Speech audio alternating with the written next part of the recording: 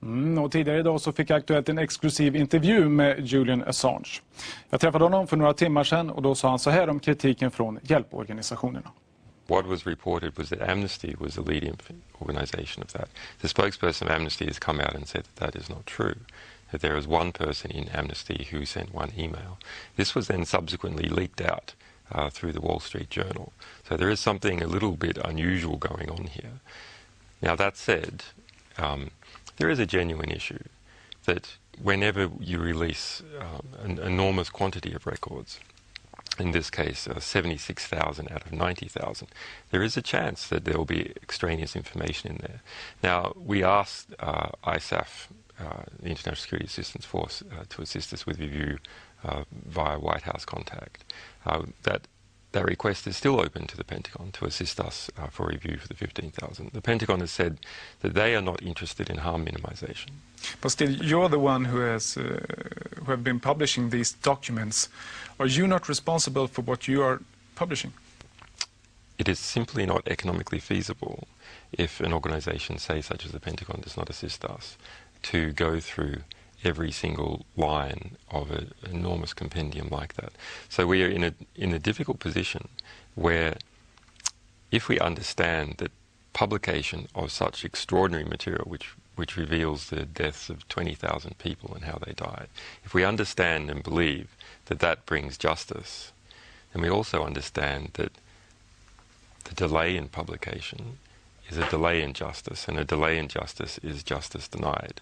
So there are no easy choices for this organization. But still now you're accused of risking more lives, and if they don't want to help you, if Pentagon don't want to help you, is it then all right to risk more lives just because they don't want to help you? Well, what we have to do is just do what we can. With the money we can, with the resources we can. But if you don't have the money and then you don't have the resources, then it's all right to risk new lives. Well, we're not sort of pushed to that position. We are pushed to a position where we have some resources, we have some money, and we ask other people for assistance. And we get some what is your responsibility? Well, our responsibility is to do that, is to make the best effort that we can, but we also have other responsibilities and other duties.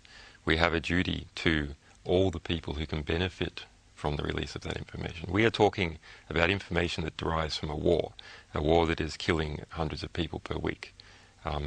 So far as the Pentagon states, no one has been adversely affected by the release of this information. But just in the past 2 weeks, we've seen hundreds of people killed. But US officials, they say that you already might have blood on your hands, and the Taliban, they confirm that they will read these documents thoroughly to see if they can find persons who collaborate with the international forces. What's your opinion on that you are actually helping the Taliban? Well, my opinion is that we should be careful about what we are talking about. This information reveals the deaths of 20,000 people. Last week, over 100 people died as a result of this war. This information contains crucial ingredients about the management of war and the management of civilians and how they died. So looking at the media review in the past week, I see that there has been a lot of talk about this subject, but there has been less talk just recently about how those hundreds of people who are dying per week are going to be preserved. These are real deaths we're talking about, not hypothetical deaths.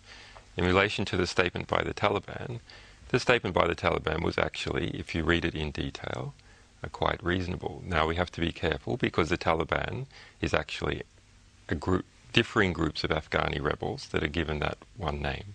But anyway, what they say is that they will use this information with their intelligence, and they will check, and that if there is proof that someone is a spy, not this information because they don't trust it because it's from the United States, then they'll engage in their regular sort of persecution or prosecution. Do you think that's okay? That's what happens in war. That is a time of war, and spies are tried in war. And it's not okay. And of course, we're not happy if we have contributed to that in any way that we could avoid.